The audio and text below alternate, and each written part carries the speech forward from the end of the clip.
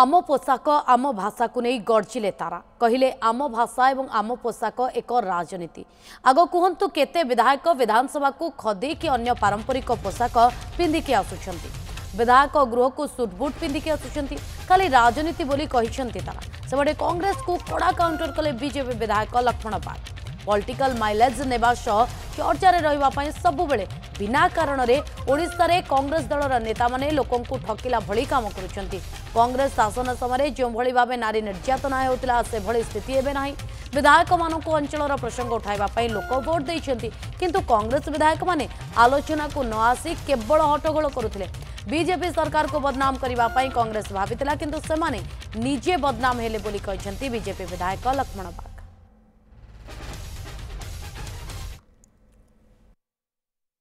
तो विधायक मैंने आसुच्च सुट बुट्रे आलो सखी अपना मत आपे रखी तमें खदड़ पिंधुच कि कोटपाड़ वस्त्र पिंधुच कि संबलपुरी वस्त्र पिंधुच को वस्त्र पिंधुच को भाषा कहूच तमें निजे भाव